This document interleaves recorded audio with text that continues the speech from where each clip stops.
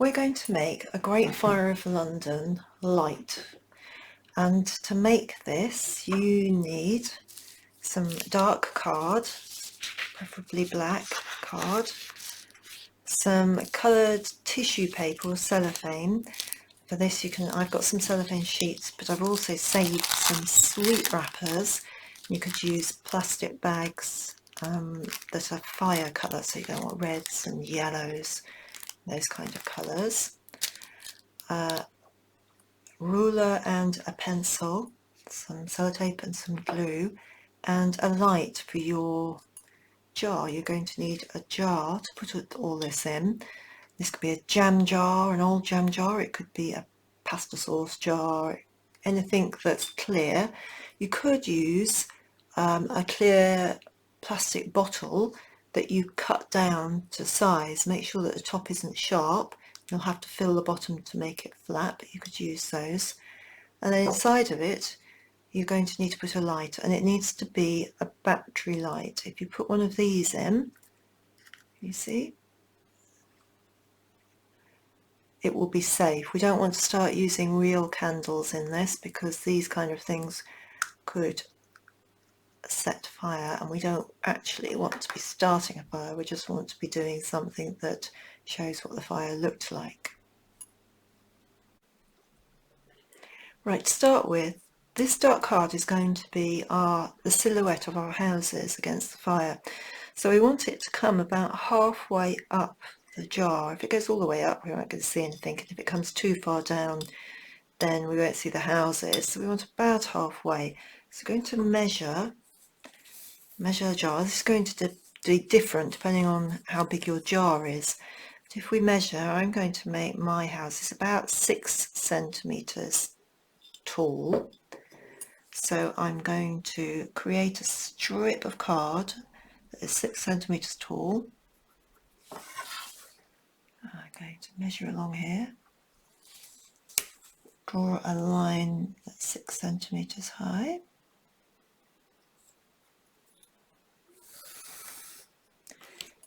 and cut that strip so that it is about how high my houses need to be.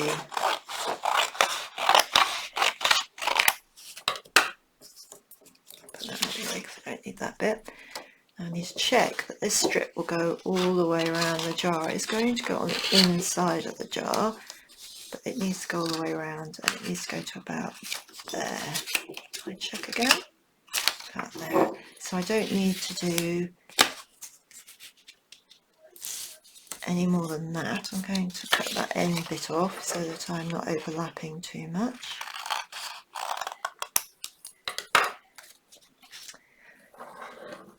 Now I need to draw the outline of the houses so that it's not just a black strip. I need to make this look like it's houses.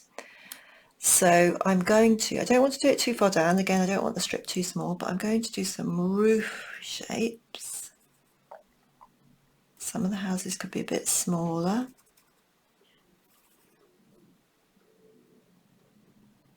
Could be a good gap between them. Hopefully you can see that I can just about see the pencil.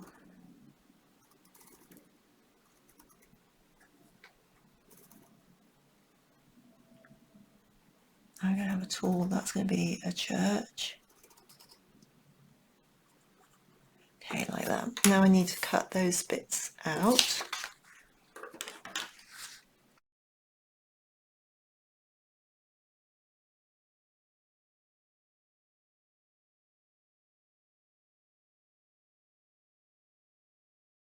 I quite like some windows and doors, so that, particularly windows, but that's going to be quite tricky. Let me see if I can put some in. I'm going to try and see if I can cut out. They don't all have to have them. Let's just put a couple in. Let's put another one there. See how that works now. This is going to be a little bit more tricky. Bend that over and do a little snip in the middle of the window. behind your fingers. Get somebody to help you with this if you can't do this yourself.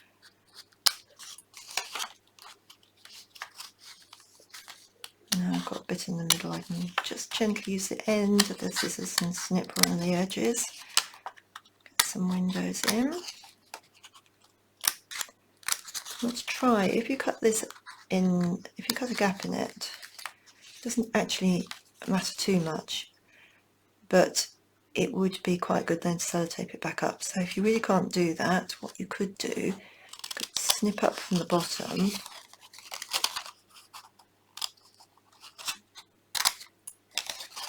snip out your window, and then what we need to do afterwards is just try and put a little tiny bit of sellotape across that snip. It's a bit easier if you can do it without doing that, but sometimes you just have to work around and find ways that make it a little bit easier to do.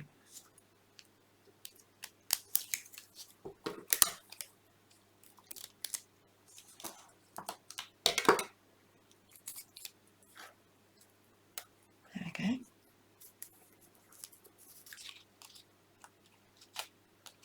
Okay, try and do this last one without. Tidy that up a bit.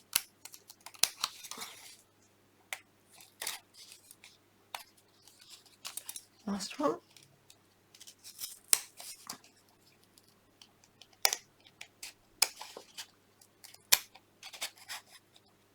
You don't have to do windows in it if you don't want to. If that's really tricky and it's not going to work,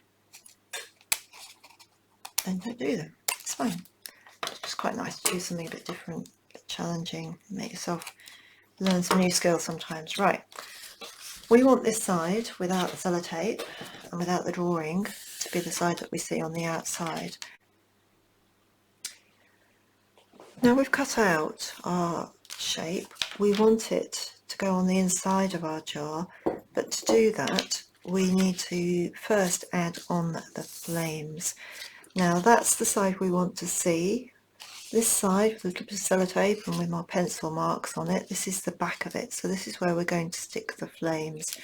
I'm going to take my cellophane that I've got, this is the cellophane that I had off the sweets, and I'm going to use it so that you can't see these words. I'm going to stick the words, it's got caramel written on it because they were caramel sweets. I'm going to stick that where you can't see it. So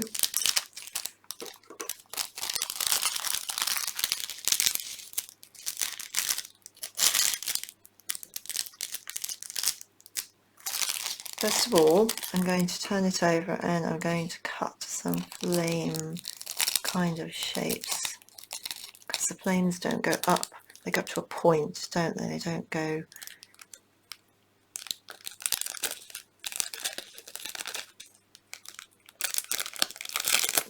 up to a flat top. My scissors a bit too long.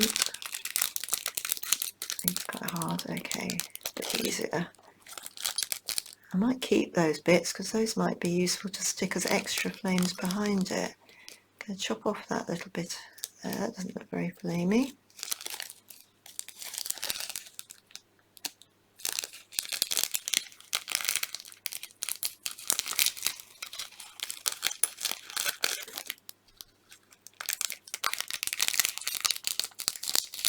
This is quite tricky. You definitely need to be patient with this part of it.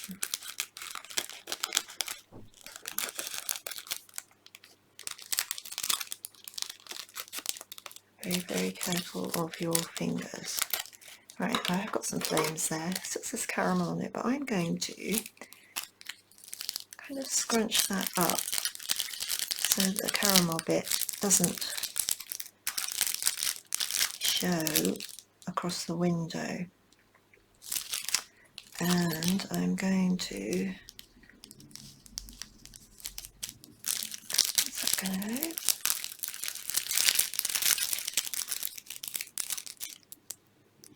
Okay, so now I'm going to put some glue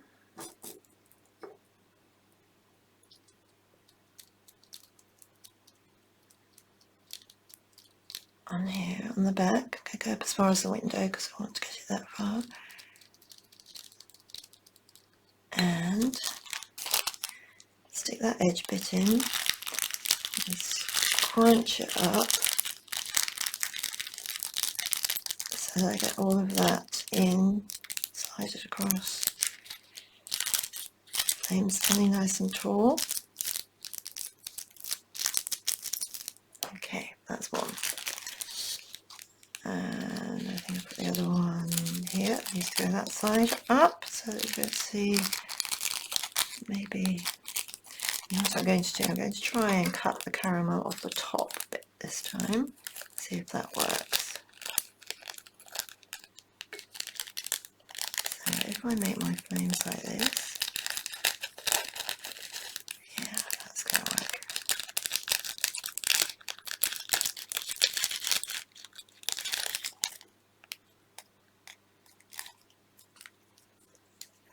I'll separate the ones I can use, so I can use those ones. That one's got words on it, so I can't use those. Okay.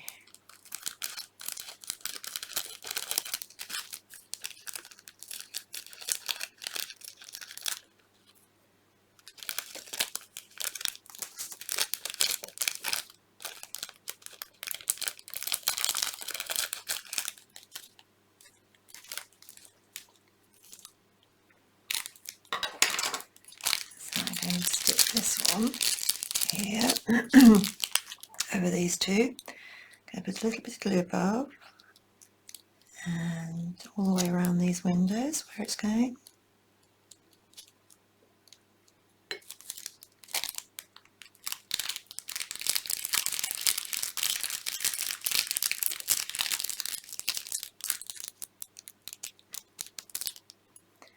I've got these spare flames I can add on.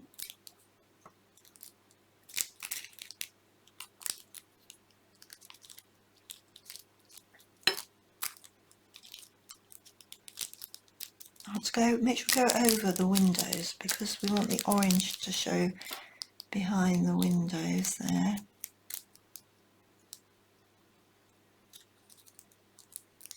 There we go.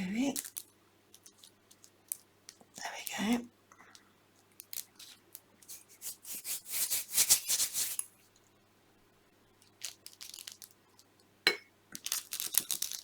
I'm going to layer it up a bit because I've got some more cellophane over here. Depending on how much cellophane you've got, you can create some more flames to go around the back of it.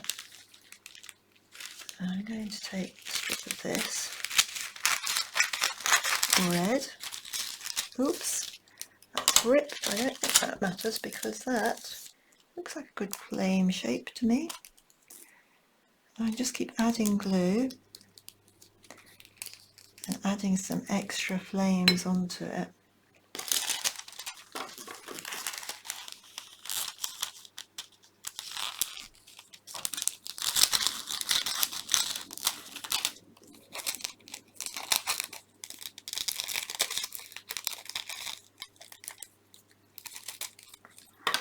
Another flame. Add this over here so that we haven't just got orange over here.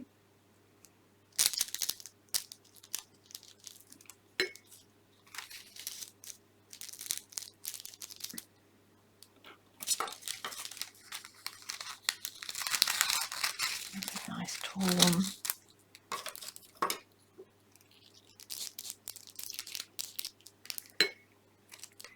The great bit is that, like the houses, the flames don't need to be really even. Oops, I'm going to just add a bit there so that it sticks down to the houses and it's nice and flat.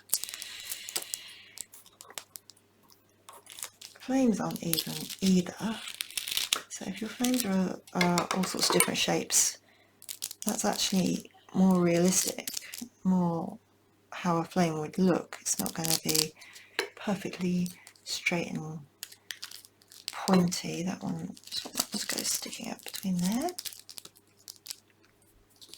Now let's have a look, see how that's looking.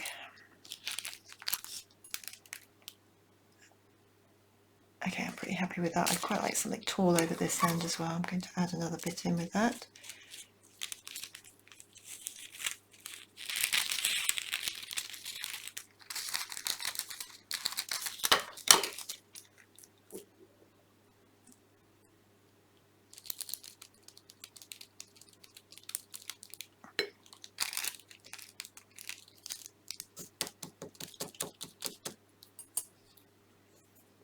Okay, so when I look at it on the other side, that's what I see now. I see the flames through the windows, and I just need to put this inside my jar or my bottle. So I am going to let that dry before I do that. So we have our fire scene, and now we just need to put it inside our jar. You need to roll it up, not really tightly, but small enough that it's going to fit through the top of the jar. It doesn't matter that you're curling it up. That's why you need to wait till it's dry, because you don't want it to glue to each other. It's going to pop open when it goes inside the jar or the bottle that you're putting it into. Make sure this is nice and clean and dry before you do it. We're going to drop it into there. We might need to just encourage it to open up again. Stand upright. Okay, there we go. We've got our scene, our houses and the flames coming out of them. We're going to get our battery operated candle. I'm going to light it before I put it in. There we go. Because it's battery operated, I'm not going to hurt myself. I could just drop it in there. Drop it into the middle. And here we have our candle holder with the flame appearing through the side of candle.